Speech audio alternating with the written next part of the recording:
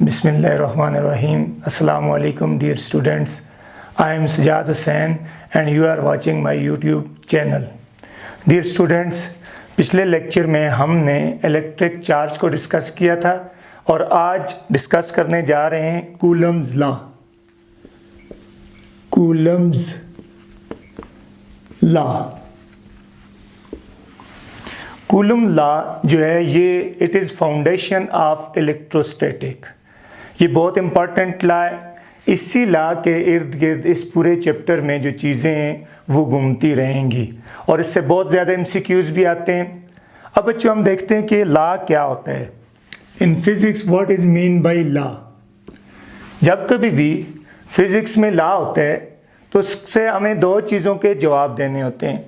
पहली चीज़ number 1 when something occur and number 2 how much something occur। ये दो question के आंसर होने चाहिए। लॉ का मतलब है when something occur and how something occur। अब जो कूलम्स लॉ है ये हमें बताएगा इलेक्ट्रोस्टैटिक फोर्स के बारे में। इलेक्ट्रोस्टैटिक फोर्स अब कैसे होगा। नंबर 1 कि when there is a force between two charges, कि दो चार्जेस के दरमियान कब फोर्स होगी। एंड नंबर 2 कि दो चार्जेस के दरमियान कितनी फोर्स होगी। तो अब देखते हैं इसकी स्टेटमेंट को जरा देखते हैं। स्टेटमेंट, अब इसकी स्टेटमेंट में सबसे पहली चीज ये है कि फोर्स कब होगी, दूसरी चीज ये है कि कितनी होगी। स्टेटमेंट में पहले लिखते हैं कि फॉर एग्जांपल हमारे पास दो चार्जेस हैं, एक चार्ज 1 है एंड दूसरा चार्ज 2 है। फॉर एग्जांपल हम सपोज करते हैं this is plus Q1 and this is also plus Q2 और इनके दरमियान जो डिस्टेंस है दैट इज R। अब अगर हम खुद लॉ बनाना चाहें तो हम कैसे बनाएंगे, हम खुद बनाते हैं। फॉर एग्जांपल हमारे पास दो चार्ज मौजूद हैं तो हम देखेंगे साइंस के अंदर ये होता है जितनी चीज़ें वहाँ पे मौजूद होती हैं उनमें से एक एक को वेरी करके बाकी को कांस्टेंट रखना पड़ता है और जो रिजल्टेंट क्वांटिटी आ जाती है उस पर इफेक्ट देखना पड़ता है। तो यहाँ पे हमारे पास आ जाते हैं two charges, distance between them and third one is the medium in which these charges are placed. तो तीन चीजें बहुत इंपॉर्टेंट हैं। पहली पे आ जाते हैं कि नंबर 1 फाइंड करनी है force. The magnitude of force between two charges, 2 point charges Q1 and Q2 is directly proportional to Q product of two charges. अब ये कैसे हम लेके आए। फॉर एग्जाम्पल पहले हमारे पास चार्जेस थे बहुत छोटे छोटे, फिर हमने उन चार्जेस के साइज को बढ़ाया।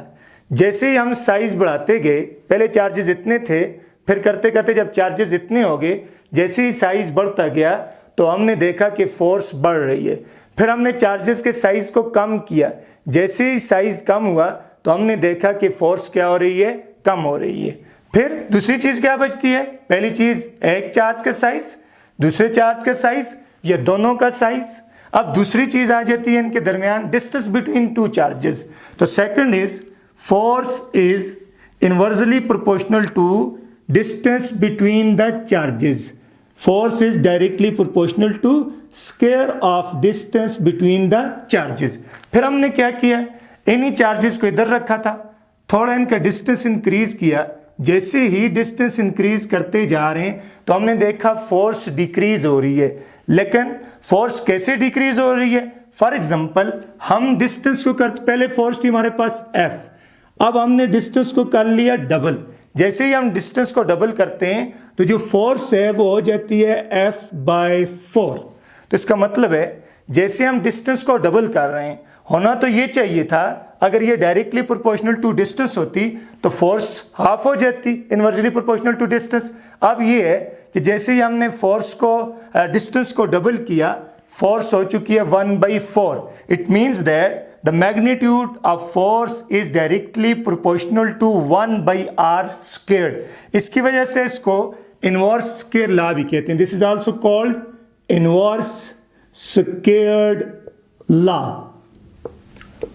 This is also called inverse square law. और फिजिक्स में इन्वर्स स्क्वायर लॉ बहुत इंपॉर्टेंट होते हैं और बहुत से लॉ जो हैं वो नेचुरल लॉज जो हैं वो इन्वर्स स्क्वायर लॉ हैं. अब थर्ड वन, अब क्योंकि force is a vector quantity and whenever we have to discuss the vectors we must have to discuss its magnitude and its direction. अब पहली तो जो दो स्टेटमेंट्स हैं वो हमें देती हैं कि इसकी मैग्नीट्यूड क्या होगी. अब आते हैं, अगर हम थर्ड स्टेटमेंट की बात करें तो उसमें आ जाते हैं कि force is directed along the line joining the charges. This is the third statement. This is the third point of the Coulomb law. For example, ये दो पॉइंट चार्ज है, ये Q1 है और Q2 है. जो फोर्स लगेगी ये along this line लगेगी. तो this is the 3 points which are important in order to understand the Coulomb law. अब इन तीनों को अगर आप कंबाइन करें, you can say that force is directly proportional to product of the charges and inversely proportional to square of distance between them. अब physics में ये होता है, ये साइंस में या मैथमेटिक्स में, कि whenever we have to replace sign of proportionality with sign of equality, we have to place two things. Number 1 constant and number 2 equality. Constant into Q1 Q2 divided by R squared. अब constant यहाँ पे क्या होगा? In our case constant is denoted by K. Here constant is K and it is called Coulomb's constant. अब हमने अगर इसकी value put करें तो we are left with F equal to K Q1 Q2 divided by R squared, and this is the magnitude of the force, and this statement is the mathematical form of Coulomb's law. Now here force is directly proportional to, अगर यहाँ पे हम देखें Q1 Q2, it means that अगर हम question की तरफ जाएं, एंट्री टेस्ट क्वेश्चन की तरफ, तो हम यहाँ पे कितनी चीज़ों को चेंज कर सकते हैं? Q1 को, फिर किसको चेंज कर सकते हैं? Q2 को, फिर किसको चेंज कर सकते हैं? R स्क्वायर्ड को. अब जो सिंपल क्वेश्चन होगा, एक सिंपल क्वेश्चन की तरफ आते हैं.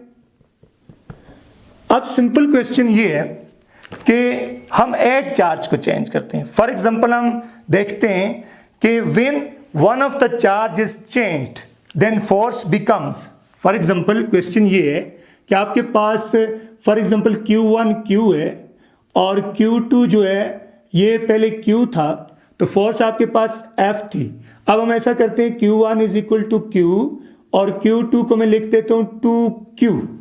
तो ये क्वेश्चन है कि when one of the charge is doubled then the force becomes. अगर आप इसकी वैल्यू यहाँ पे डालेंगे तो आपके पास फोर्स क्या हो जाएगी? डबल हो जाएगी. तो this is the simple question जिसमें अगर हम सिर्फ एक जो वेरिएबल है उसको चेंज करें, Q1 को चेंज करें. अगर थोड़ा सा मुश्किल क्वेश्चन होगा तो Q1 और Q2 दोनों को चेंज करके क्वेश्चन पूछा जाएगा. अगर उससे और मुश्किल होगा फिर Q1 को भी चेंज कर सकते हैं, Q2 को भी चेंज कर सकते हैं और R को भी चेंज कर सकते हैं.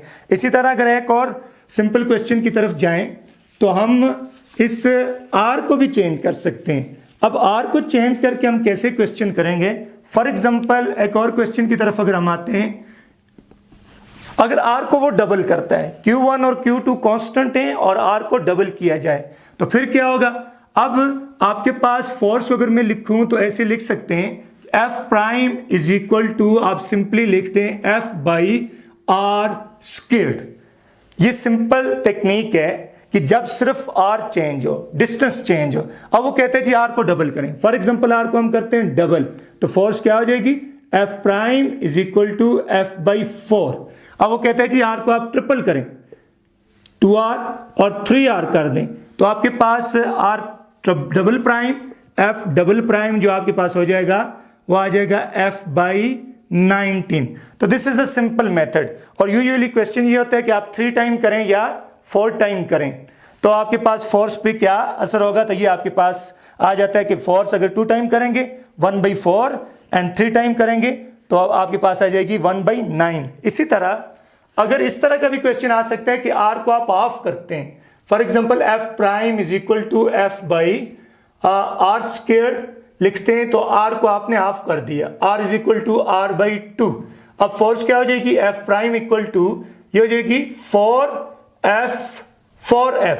तो फोर्स आपके पास इसकी जगह पे आप लिखेंगे r/2, तो फोर्स आपके पास हो जाएगी 4f। तो डियर स्टूडेंट्स, अगर आपको ये यहाँ तक टॉपिक का पता चला हो और चीज़ें क्लियर हुई हो तो मेरे यूट्यूब चैनल को सब्सक्राइब कर दें। नेक्स्ट शुरू करते हैं कि व्हाट इज के। वैल्यू ऑफ के डिपेंड्स अपॉन नंबर 1 मीडियम, जैसा कि आपको शुरू में बताया कि जो फोर्स होगी वो 3 चीज़ों पे डिपेंड करेगी, magnitude of the charges, distance between the charges, और तीसरा जो है वो है मीडियम। फॉर एग्जांपल अगर आप चार्जेस को फ्री स्पेस में रखते हैं, फिर फोर्स मेजर करते हैं, उसके बाद आप उन्हीं चार्जेस को उठा के किसी मीडियम में रख देते हैं, वाटर में रख देते हैं, फिर फोर्स मेजर करते हैं, और आप देखेंगे कि जो फोर्स है उसकी जो मैग्नीट्यूड है वो चेंज हो जाएगी। तो अब देखते हैं अब कैसे चेंज होगी, मैथमेटिकली क्या चीज़ हमें देगी कि जिससे हमें पता चले कि ये जो फोर्स है वो मीडियम पे डिपेंड करेगी। तो वो है के कांस्टेंट। अब के की वैल्यू नंबर 1 मीडियम पे डिपेंड करेगी, और नंबर 2 जो डिपेंड करेगी वो सिस्टम ऑफ यूनिट पे, सिस्टम ऑफ यूनिट्स। अब अगर हम मीडियम जो है उस कंसिडर करें वैक्यूम, फ्री स्पेस, और जो सिस्टम है वो जो यूजुअली हम यूज़ करते हैं एसआई सिस्टम रखें, तो आपके पास जो वैल्यू ऑफ के है वो आ जाएगी for free space and for SI system of units. तो आपके पास जो वैल्यू ऑफ के आ जाएगी, K is equal to 1/4 pi epsilon nought. This is the value of K when the charges are placed in free space, medium is free space or vacuum, and the system of units are SI system. Value of K is equal to 1/4 pi epsilon naught. अब यहाँ पे जो epsilon naught है, epsilon naught, this gives the permittivity of free space, अब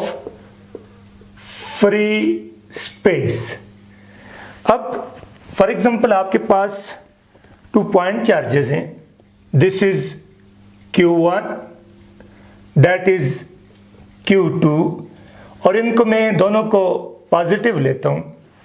तो अब होगा ये कि यहाँ से इसका जो इफेक्ट है वो हम बाद में एक्सप्लेन करेंगे मैग्नेटिक फील्ड में। ये जो चार्ज इस पे फोर्स लगा रहा है तो वो बीच में मीडियम से किसी फॉर्म में गुजर के जा रही है। अब परमिटिविटी ऑफ फ्री स्पेस का मतलब ये है कि how free space permits the effect और force to reach on the other charge. तो इसलिए हम कहते हैं कि फ्री स्पेस कैसे परमिट करेगी, वो कैसे उसको अलाउ करेगी कि एक फोर्स दूसरे चार्ज तक पहुंच सके। तो that is why it is called permittivity of free space epsilon not. अगर आप वैल्यू पुट करें तो आपके पास जो के है इसको आपने याद करना होगा, रट्टा लगाना होगा।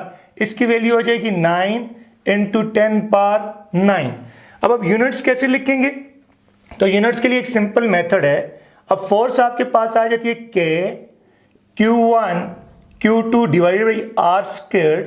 तो जिस चीज़ की आपने यूनिट फाइंड करनी हो उसको डॉटेड सर्कल उसके ऊपर डाल दें और बाकी सारी चीज़ों को दूसरी तरफ ले जाएं। तो आपके पास आ जाता है r square F divided by Q1 Q2 equal to K. अब यूनिट लिख दें, आर की मीटर स्क्वायर, फोर्स की newton divided by coulomb square. तो आपके पास जो यूनिट हो जाएगी, के की यूनिट अब बनती है, unit of K is newton metre squared divided by coulomb squared. This is the unit of K in SI system. अब हम देखते हैं vector form of Coulomb's law, because force is a vector quantity, और जब कभी भी हमने vectors को डिस्कस करना होता है पहले उसकी मैग्नीट्यूड को डिस्कस करते हैं, उसके बाद उसकी डायरेक्शन को डिस्कस करते हैं। वेक्टर फॉर्म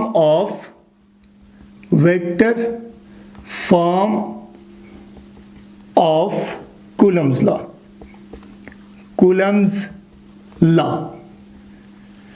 इससे बहुत ज़्यादा क्वेश्चन आते हैं, हम इजी से स्टार्ट करेंगे और 2-3 क्वेश्चन भी डिस्कस करेंगे। अब कोई भी वेक्टर है, for any vector we can say that any vector having magnitude and its direction. कोई भी वेक्टर हो उसकी जो मैथमेटिकल फॉर्म है, this is the magnitude of the vector and that is direction of the vector. अब जो third statement थी, third line थी कूलम लॉ की, उसमें जो डायरेक्शन है उसकी बात हुई थी, और डायरेक्शन क्या थी, ये आपके पास एक पॉजिटिव Q1 पॉइंट चार्ज, दूसरा पॉजिटिव Q2 पॉइंट चार्ज, उनके दरमियान अगर मैं डिस्टेंस लेता हूँ R। अब हम पहले कंसिडर करते हैं कि फॉर एग्जांपल कि इस जो Q1 फोर्स लगा रहा है, force of Q1 on Q2, इसको हम लिखते हैं F12। अब यहां पे हम जरा यूनिट वेक्टर लिखते हैं। फॉर एग्जांपल इस साइड वाले यूनिट वेक्टर को मैं लिखता हूं R12 unit vector. This is force F12। अब ये दोनों पॉजिटिव चार्ज हैं तो एक दूसरे को रिपेल करेंगे, तो ये जो चार्ज है उस पर फोर्स लगाएगा F12। अब इसको वेक्टर फॉर्म में अगर हम लिखें कि इसकी फोर्स कितनी हो जाएगी इन वेक्टर फॉर्म, तो देखते हैं आपके पास F force comes out to be magnitude of force K Q1 Q2 divided by R12 squared. This is only magnitude of the force. अब वेक्टर फॉर्म में इन डायरेक्शन क्या हो जाएगी, F force is equal to magnitude and direction. जब कभी भी आपने किसी वेक्टर को एक्सप्रेस करना है, उसको ट्रांसलेट करना है फ्रॉम इंग्लिश टू मैथमेटिक्स, तो आप लिख सकते हैं ए quantity having magnitude and direction. जिस चीज़ की मैग्नीट्यूड होगी और डायरेक्शन होगी तो वो आपके पास वेक्टर होगा। अब तीसरी स्टेटमेंट जो कहती है, वो हमने जो कूलम लाया, वो कहते हैं कि जो डायरेक्शन होगी वो along the line joining the two charges. तो यहाँ से अगर हम देखें तो हम लिख सकते हैं force F equal to magnitude यहाँ पे K Q1 Q2 divided by R12 squared into direction. And from Coulomb law, F unit vector is along the line joining the two charges. So you can write it R12 unit vector. This is vector form of Coulomb law and this is very important form. अब इससे 2 question आते हैं किसी भी test में, ईटा में या किसी और एग्जाम टेस्ट में, तो इसमें 2 वेरी इंपॉर्टेंट क्वेश्चन आते हैं। एक बिल्कुल बेसिक है और दूसरा थोड़ा सा मुश्किल है। अब बेसिक क्वेश्चन की तरफ आते हैं। बेसिक जो क्वेश्चन है वो ये है, एंटी test question, vector form of Coulomb law is given by, it is just statement, vector form of Coulomb law is given by. तो इसमें 2-3 ऑप्शंस होते हैं, 4 ऑप्शंस होते हैं, हम देखते हैं इनमें। तो पहला जो ऑप्शन है वो तो F equal to K Q1 Q2 divided by R squared into R unit vector A। B होगा F equal to K Q1 Q2 divided by R squared। C होगा F equal to K Q1 Q2 divided by R squared into R vector। And D F equal to K Q1 Q2 divide by r squared into r unit vector. अब इस question में हम ये जो question है, किसी vector को भी किसी चैप्टर से भी किसी क्वांटिटी जो वेक्टर हो वहां से ये क्वेश्चन आ सकता है। इसमें हमने देखना है, अब एब को हम देखते हैं। इस साइड पे सिर्फ मैग्नीट्यूड है, इस साइड पे डायरेक्शन भी है। तो किसी भी इक्वेशन के एक साइड पे अगर वेक्टर है तो दूसरी साइड पे भी वेक्टर होना चाहिए, तो ये ठीक नहीं है। अब बी पार्ट में आते हैं, तो इस साइड पे ये वेक्टर है, इस साइड पे ये वेक्टर नहीं है, सिर्फ मैग्नीट्यूड है, तो ये भी ठीक नहीं होगा। अब सी पार्ट में आते हैं, यहाँ पे ये वेक्टर है लेकिन यहाँ पे ये मैग्नीट्यूड है और फिर साथ में वेक्टर आ गया है, इसको क्या होना चाहिए, डायरेक्शन होनी चाहिए। डी पार्ट में आते हैं, फोर्स वेक्टर है और ये इसकी मैग्नीट्यूड है और इसकी ये डायरेक्शन है। अब according to definition of vector, any quantity having magnitude and direction is called vector, तो ये इसका रिजल्ट ठीक होगा। इसी तरह अगर थोड़ा सा कॉम्प्लिकेटेड क्वेश्चन आए तो एक और फॉर्म लिखते हैं, इसी कूलम लॉ को एक और मेथड से भी हम लिख सकते हैं।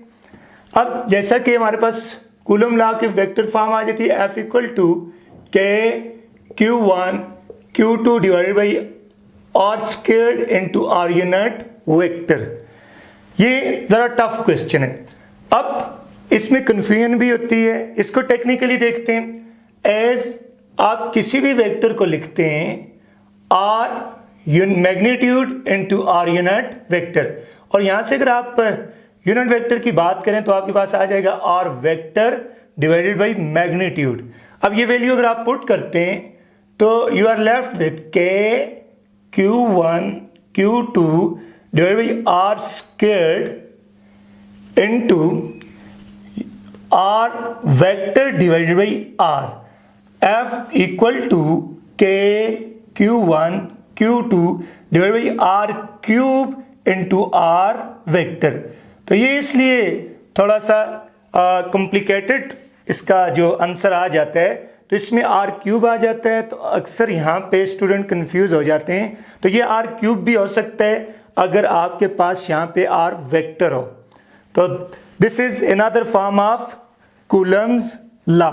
अब एक और कूलम लॉ से एक और क्वेश्चन आता है, उसकी तरफ जाते हैं। इसी वेक्टर फॉर्म से एक और क्वेश्चन की तरफ आते हैं, एक और कंसेप्ट की तरफ आते हैं, और ये सिर्फ कूलम लॉ के लिए नहीं है, ग्रेविटेशनल लॉ के लिए भी है, न्यूटन लॉज पे भी ये यही जो टेक्निक है ये यूज़ होगी, और कूलम लॉ पे भी और न्यूटन लॉ, तीन चीज़ों पे, Coulomb's law, Newton laws of gravitation and Newton laws. अब फॉर एग्जांपल आपके पास ये दो पॉइंट चार्जेस हैं, Q1 है दैट इज Q2 और उनके दरमियान डिस्टेंस है R। अब हम सपोज करते हैं कि जो Q1 की फोर्स है वो 2 पे लिखती है, वो F12 है।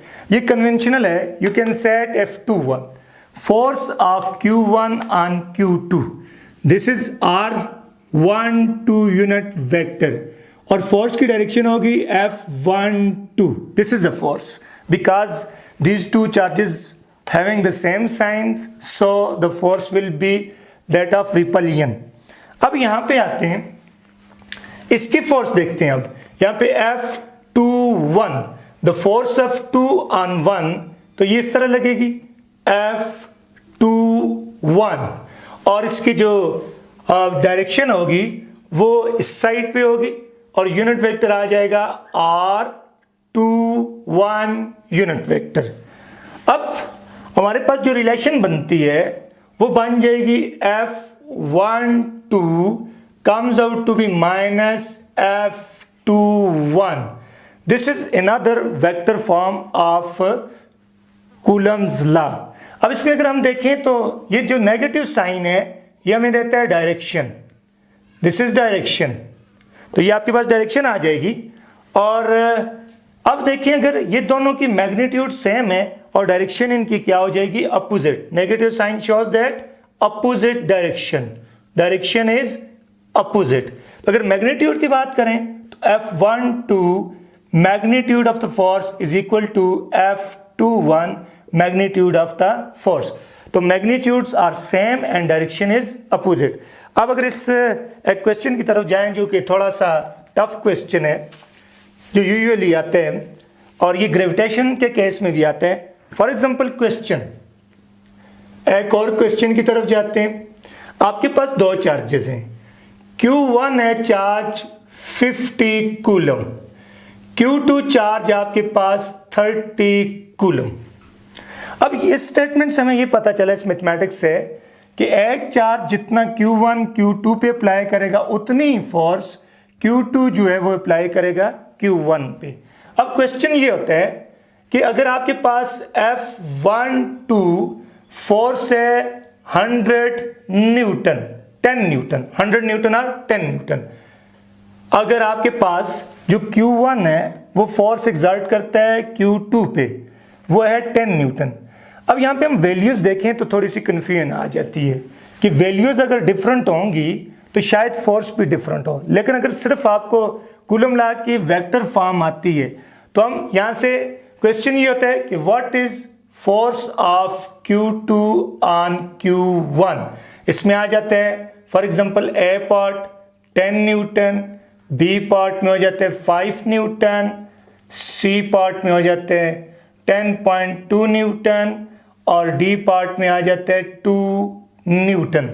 अब हमें इसे सॉल्व करने की ज़रूरत नहीं है क्योंकि सॉल्व करने में हमें के की वैल्यू पुट करनी पड़ेगी और फिर आर भी गिवन होना चाहिए। लेकिन इसके लिए टेक्निक ये है कि आपको जस्ट एक पॉइंट याद होना चाहिए कि अगर दो चार्जेस हों, एक चार्ज जितनी दूसरे पे फोर्स लगाता है उतना ही दूसरा चार्ज पहले वाले पे फोर्स लगाएगा। तो यहाँ से हम देखेंगे मैग्नीट्यूड की बात होगी, दिस इज द मैग्नीट्यूड। तो you can say that magnitude of charge, force of charge 2 on 1 will be same as that of 1 on 2, तो आंसर इज 10 न्यूटन। अब थर्ड जो हमारे पास इसका पॉइंट था वो था मीडियम डिपेंडेंस। अब हम मीडियम की डिपेंडेंस देखते हैं, या सिंपल हम इसको कह सकते हैं Coulomb's law in material media, वो भी बड़ा इंपॉर्टेंट है। नेक्स्ट है Coulomb's law in material media, Coulomb's law in medium. यहां पे देखते हैं, अब जब हम कूलम्स लॉ मीडियम में बात करेंगे तो हम एक और चीज को डिफाइन करेंगे जिसको बोलते हैं relative permittivity. Relative permittivity, this is also important. Relative permittivity, this is also called dielectric constant, electric constant। अब आपके पास जो कूलम लॉ है F equal to K Q1 Q2 divided by R squared. अब हमने इसमें देखा और मैंने पहले भी आपको कहा कि जो क्वेश्चंस आएंगे तीन चीजों से आएंगे, K को चेंज करो, डिस्टेंस को चेंज करो या मीडियम को चेंज करो। अब हमने के डिस्टेंस को भी चेंज करके क्वेश्चन कर लिए और मैग्नीट्यूड ऑफ द चार्जेस को भी चेंज करके क्वेश्चन किया। अब के पे आते हैं और हमने जो डिस्कस किया, हमने कहा कि अगर आपके पास फ्री स्पेस है, ए फ्री स्पेस, तो K comes out to be 1/4 pi epsilon naught. Epsilon naught mean permittivity, naught mean there is no medium. This is not when there is no medium, when the charges are placed in the free space। अब अगर हम इन charges को किसी medium में रख देते हैं, ये आपके पास एक चार्ज Q1 है, that is charge Q2, Q1 and Q2 and distance between them is R and these are point charges। अब इनको point charges क्यों कहते हैं? This is also important, point charges। अब पॉइंट चार्जेस वो होते हैं the charges whose size is very small as compare to distance between them. अब इनका पॉइंट नाम इसलिए है क्योंकि पॉइंट से छोटी चीज़ नहीं होती, तो इसको इजीली आप डिफाइन कर सकते हैं कि अब पॉइंट को अगर आप डिफाइन करें तो हम कहते हैं द पॉइंट जो राइटिंग में सबसे छोटी फिगर है उसको हम बोलते हैं पॉइंट।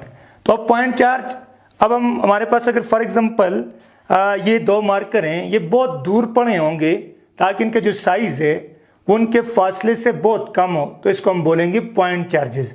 पॉइंट इसलिए कि अगर ये चार्ज दूसरा चार्ज इससे बहुत दूर है तो जब देखेंगे तो वो हमें नजर आएगा जैसे एक पॉइंट है। तो कूलम्स लॉ भी बेसिकली पॉइंट चार्जेस के लिए। पॉइंट चार्जेस की डेफिनेशन से भी क्वेश्चन आ जाते हैं कि पॉइंट चार्जेस ऐसे होंगे, the charges having very small sizes as compare to distance between them. अब इन्हीं जो चार्जेस हैं इन्हीं को उठाते हैं और उठा के यहाँ पे ये थे फ्री स्पेस में, इसकी जो फ्री स्पेस के लिए फोर्स आ गई थी that is equal to 1/4 pi epsilon naught Q1 Q2 divided by R squared. अब हम मीडियम के लिए इसको देखते हैं कि अगर ये चार्ज मीडियम में होंगे तो क्या होगा। फॉर मीडियम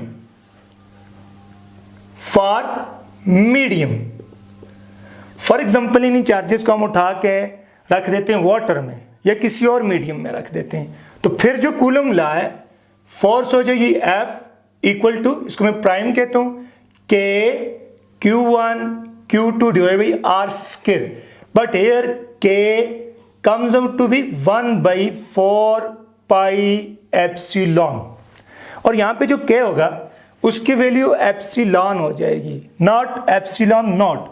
और एप्सिलॉन को क्या बोलेंगे, जो एप्सिलॉन है इसको बोलेंगे permittivity of medium, permittivity of medium. अब ये जो कूलम लॉ है इसकी इस फॉर्म से एक और क्वेश्चन भी आता है, जो K की ये फॉर्म है इससे एक और क्वेश्चन भी आता है कि जो आपके पास ये जो K that is written in complicated form, K is equal to 1/4 pi epsilon naught. ऐसा क्यों लिखा जाता है, क्योंकि ये तो बेसिक लॉ है, इसके बाद जो इंपॉर्टेंट लॉज हैं फॉर एग्जांपल गॉसेस लॉ, अगर हम इसको इस फॉर्म में नहीं लिखेंगे तो गॉसेस लॉ बड़ा कॉम्प्लिकेटेड हो जाएगा। उस गॉसेस लॉ की कॉम्प्लिकेशन से बचने के लिए, क्योंकि वो तो एक मैक्सवेल इक्वेशन है, तो उसकी कॉम्प्लिकेशन से बचने के लिए हम कूलम को लॉ को लिखते हैं 1/4 पाई एप्सिलॉन नॉट। तो क्वेश्चन इस तरह का हो सकता है कि why the Coulomb law is written in this complicated form. तो आगे आ सकते हैं because by writing Coulomb law in this form the other laws become simple. तो ये इसका आंसर हो जाएगा। अब this is permittivity of the medium. अब यहां पे हमने रिलेटिव परमिटिविटी को डिफाइन करना है। Relative permittivity is defined as the ratio of permittivity of the medium to the ratio of permittivity of the free space। अब यहाँ पे हम इसको डिफाइन करते हैं, epsilon r is equal to epsilon divided by epsilon naught. अब यहाँ पे दो तरह की दो टेक्निक्स हैं, इसमें जो दो कंसेप्ट्स हैं जिससे आपके सारे क्वेश्चन सॉल्व हो जाएंगे। पहला ये है, अगर आप यहाँ पे देखें ये रेशियो है बिटवीन टू सेम क्वांटिटीज, तो ये है dimension less and unit less. तो इससे क्वेश्चन बनता है कि which of the following is dimension less quantity. For example हम अगर एक क्वेश्चन की तरफ जाएं तो ये क्वेश्चन इस तरह बन सकता है, which of the following is dimension less quantity. तो इसमें एक अगर जो आपका आंसर होगा तो वो हो जाएगा एप्सिलॉन और इज एप्सिलॉन और। This is relative permittivity.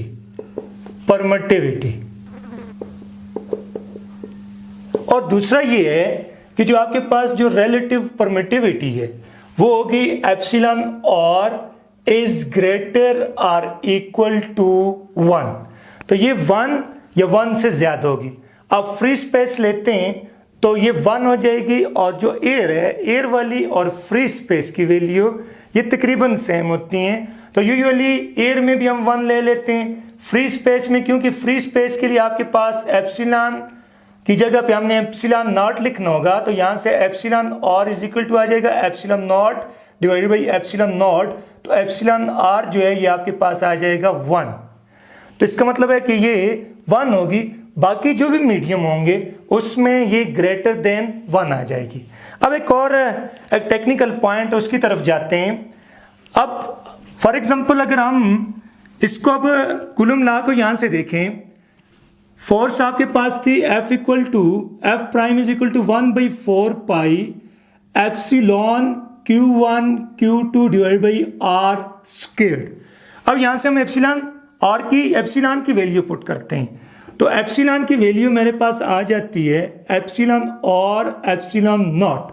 अगर ये वैल्यू पुट करें तो आपके पास रिजल्ट हो जाता है 1/4 पाई एप्सिलॉन और epsilon naught Q1 Q2 divided by R squared.